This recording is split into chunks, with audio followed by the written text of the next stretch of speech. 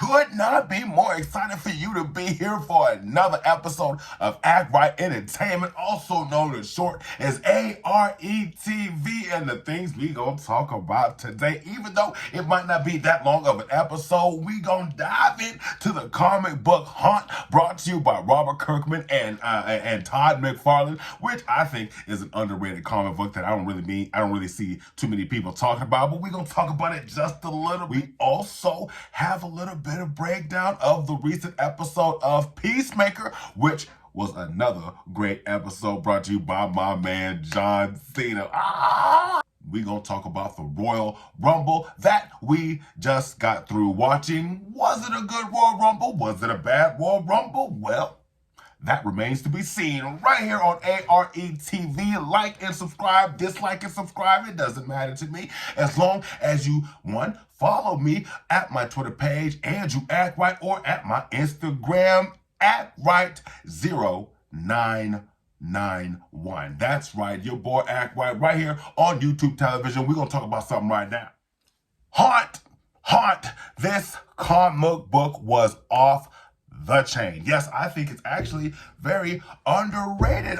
Like I said, when I got this comic book for Christmas this past year, I had to look it up, and when I found out Kirkman, the guy who created The Walking Dead and the most badass comic book of all time, Invincible, and then you have Todd McFarlane, who has the coolest anti-hero of all time, in Spawn. So they team up and they make this comic book of a guy named Hunt, or should I say a vessel by the name of Hunt. Now, where did Hunt come from? You might be wondering. You got two brothers now. You got Daniel and you have Kurt Kilgore, all right? Now, you got these brothers, granted, and they have decided to go two different ways in their own little life. Now, you got Daniel, who is supposed to be a priest, and he doesn't do things very godlike. As a matter of fact, the guy actually takes money from the church that he's a priest of, and he uses it to hang out with a prostitute. You know what he's doing?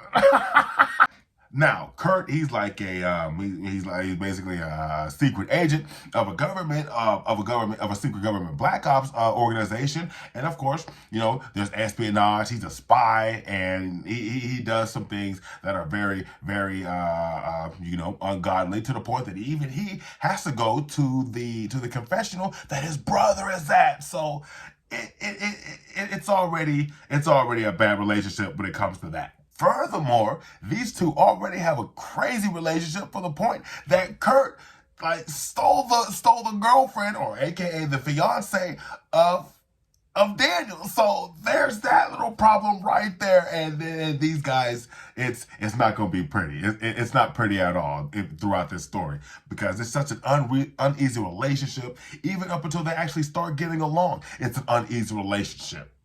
Now, unfortunately, Kurt Kilgore, he eventually dies on one of his little missions, and he doesn't technically go to heaven or hell or anything like that. Heck, I don't even think he's in purgatory. He's just a ghost. He's just kind of sitting there, and he can only be heard and seen by his brother Daniel. So that's obviously driving him a loop. He tells his brother Daniel that he needs to go to the ex's house, and he needs to help her out and get her out of the situation, because the people he was after, because the people that Kurt was after think that he has something, and it's at his ex. So now they're gonna have to do a little trip. Well, the crazy thing is, during this here, during the protection, if you will, Kurt ends up attaching to his brother Daniel, and then they become Hunt.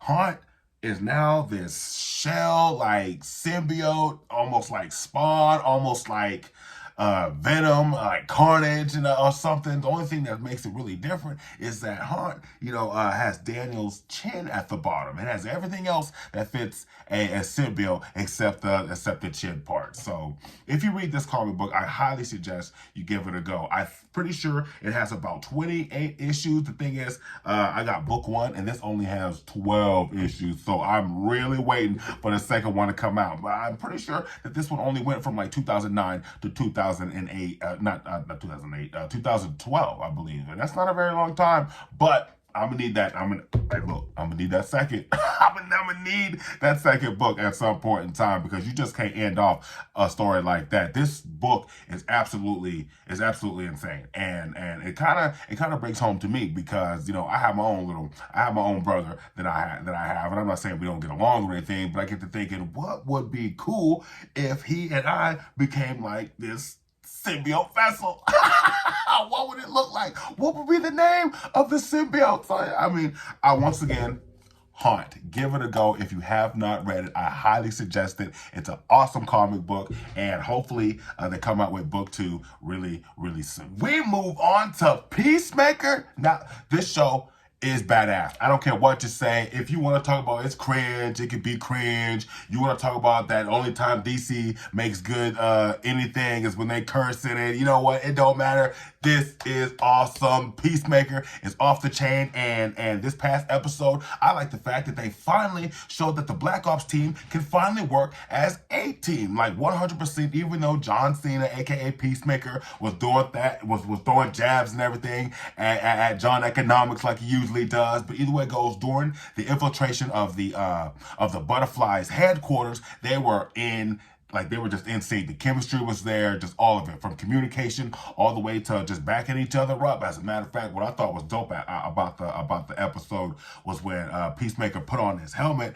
Everything just went bloody. Like he was able to see certain things, he was able to catch certain things about certain people, and he was just blowing heads off left and right. And as a matter of fact, if you watch Peacemaker, and if you watch this last episode, you notice that there was a missing gorilla. Well, we found the missing gorilla, and it got dirtier, even more than we thought. So, like I said, the episode was very good. It brought so much attention to them as a team finally, and so much so that Hardcore was proud of the team, proud of their work. So much so that she took a group picture and even added Peacemaker and Vigilante part of their group chat. So this is a very good show, and we are getting closer and closer and closer to the White Dragon truly revealing himself to everybody. As a matter of fact, I think Peacemaker's daddy is gonna try and snitch on his son, but we're gonna see a little bit more about how that breaks down. So stay tuned, because more breakdown of Peacemaker is on the way throughout A.R.E Entertainment, A.R.E TV, and also last but not least, upon Peacemaker, did you notice the end? Okay, I'm not going 100% spoil it, but if you notice the end, things are about to get things have officially turned upside down now for the Black Ops team. So Peacemaker every single Thursday on HBO Max, starring John Cena. The show is guaranteed to get a season 2, and hopefully stick around with your boy A.R.E when we talk about it then. But hey, there's still more all the way on A.R.E TV, A.R.E Entertainment. Okay, now it's time to talk about this year's Royal Rumble, and I'm gonna be 100% honest. I'm not 100% sold on it, but it is what it is. Okay, it is what it is. First of all, the show started off with an instant classic. Roman Reigns versus Seth Rollins for the Universal Championship. Seth Rollins immediately getting in the head of Roman Reigns with the old Shield entrance. Not only to the Shield entrance, to the whole Shield gear. This is just the maestro of messing with somebody's mentality throughout the entire match. So shouts out to Seth Rollins doing that. Shouts out to Roman Reigns telling a story in the ring like he usually does. Man, this year has definitely been God mode for Roman, and this match was very good, even though it ended off with Roman Reigns getting disqualified because he had the guillotine chokehold on Seth Rollins all the way past the 3 count. I understand why he did that. So I mean, just it kind of makes you wonder what's gonna happen this upcoming Monday, like on Raw. So how do you feel about that match? Let me know, like I said, on my Twitter page, Andrew Ackright, or my personal Instagram. It's Ackright0991. Now, still, More matches is on the way. We're going to talk about that right here on A.R.E Entertainment. Women's Royal Rumble match, which was a very interesting put together. Now, the reason I say it was very interesting is because we kind of all expected Sasha Banks to be in the Royal Rumble a little bit longer than she was, and she was eliminated kind of early. So that kind of put a stale taste in our mouth throughout the entire Royal Rumble match. At least for some of us, it did. There was a lot of names that got to come back. Alicia Fox. We got to see Michelle McCool. The second entrance was Eva Molina. She did the splits. It was cute. She's still sexy, even though she got eliminated just almost as soon as she entered the ring. There was Mighty Molly Holly. There was even Ivory, and not just Ivory. She was right to censor Ivory. She was it was just that was a very good. Those were very good entrants for the Women's Royal Rumble match. And shouts out to all the women that got to be a part of it. Now, that isn't the only thing about the Women's Royal Rumble match that set it apart. Ronda Rousey returned. Yes, you heard me right. Ronda Rousey returned, and not only did she return, she won the whole thing. She won the whole dang thing. Yeah, I don't know how I feel about that. Just to be completely honest, just like I said, it is what it is. We gonna see where this takes us. I mean, Becky versus Ronda, Ronda versus Charlotte. Either way it goes, repeat of the triple threat we had a couple years ago. We'll see.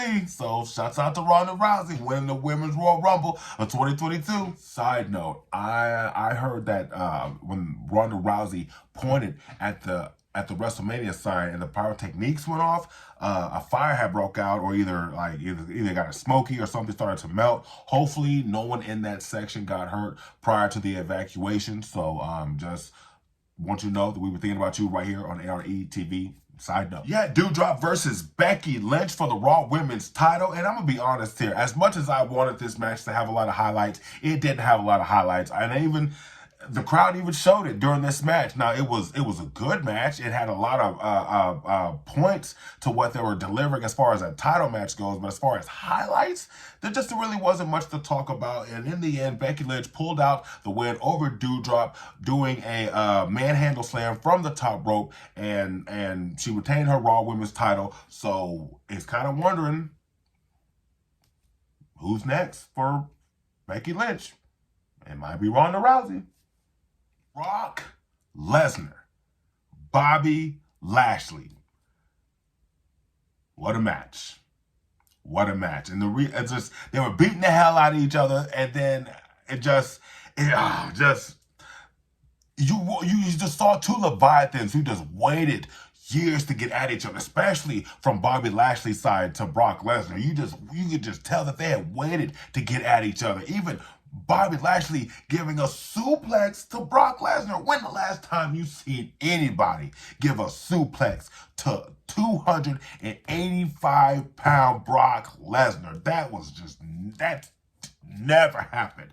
It never happened. Not like that. And then it got down to spears, F5s, and then even the ref got knocked out during this match. This match was just left and right all over the place. It did get one-sided for a minute whenever Bobby Lashley got sent to Suplex City courtesy of my man Brock Lesnar. But after a moment there, it did kind of shift to the side of Bobby Lashley whenever the Hurt Lock whenever he put Brock Lesnar into the Hurt Lock. Now, the ref even got knocked out during this match. It got wild during this WWE title match with these two Bohemians. And crazy enough, Roman Reigns got involved into this match. This was so unexpected. And then not only did he get involved into the match, he went over there to Paul Heyman to show that Paul Heyman was still on his side.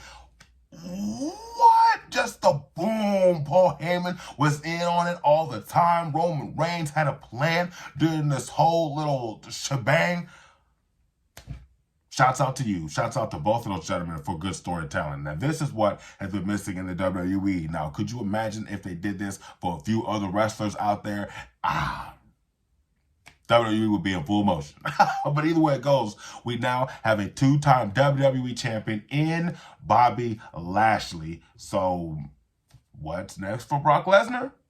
Edge and Beth Phoenix versus Miz and Maurice was a very, very fun match. It was also very hilarious. It also shouts out to both couples doing the coordination on their outfits, doing the pure red on Miz and Maurice, and then doing the coat look that was very, very brood look from Edge and Beth Phoenix. It was what a match this was. And it also shouts out to Beth Phoenix putting in so much grit because, yes, they're known as a grit couple. You see what I did there? But no, for real. Shouts out to Beth Phoenix because not only was she putting it down against Maurice, she was really putting it down mostly against the Miz. She was beating the Miz's ass for a little bit there, right there in the middle of the ring, putting power bombs on that fool, man, grappling that dude, spearing that dude. It was all over the place. As a matter of fact, I will go on a limb to say that is the best mixed tag team match I have ever seen in quite some time, if at all. Even when they were doing the mixed tag team match challenge, I think that was probably the best one, and that wasn't even part of the challenge. So shouts out to both teams. Beth Phoenix, Edge picking up the win for the grit couple, and like it was a great match. It was a fun match, and I'm kind of curious on where this goes now for not only Edge, but also for Beth Phoenix. I kind of hope she stays around for a while and helps out the women's division on either Raw, SmackDown, or even both. It doesn't matter to me. As long as she's around, I'm good with that. Now, we have gotten to the men's Royal Rumble match. AJ starting the phenomenal one, starting things off tonight. And what a way to start. Going up against Shinsuke Nakamura at the number 2 slot. And what a Royal Rumble beginning. However, not the way a Royal Rumble should have been at all, because there were hardly any entrants that made you want to jump out of your seat. Yeah, we got to see Bad Bunny. Yes, we had a returning Drew McIntyre, but come on, Shane McMahon, WWE, like that really, that didn't do me. No, I don't think anybody was really feeling that right there. And then on top of that, Brock Lesnar is part of the Royal Rumble, not just part of the Royal Rumble. He came in 30. He came in very last, dead last, and won the Royal Rumble, won the whole thing. Now I just feel, like I said, the Royal Rumble it didn't do it for me. Good show, but it just didn't do it for me in the end. So now Brock Lesnar has another title shot at WrestleMania, and 9 times out of 10 is going to be against Roman Reigns. So we're bound to have another Roman Reigns versus Brock Lesnar at this year's WrestleMania. So another repeated match. But hey, that's how I feel about the Royal Rumble. What do you think about the Royal Rumble? In the end, I would give it, honestly, I would give it I'd give it a 6 point at best. The matches were good, but some of the results were just kind of, come on, you know what I mean? So, like I said, like, subscribe, don't like, and subscribe at the same time. You can do whatever you wish, as long as you can also follow me at my Twitter page, Andrew Act Right, my Instagram, ActRight0991, and we'll become friends, and we'll chop it up about wrestling. We'll chop it up about any of these TV shows, and we'll even chop it up about upcoming comic books that I'm reading, that you're reading. I just want to talk to my people out here on YouTube TV, Act Right Entertainment, A.R.E Tv, and we'll see you next time.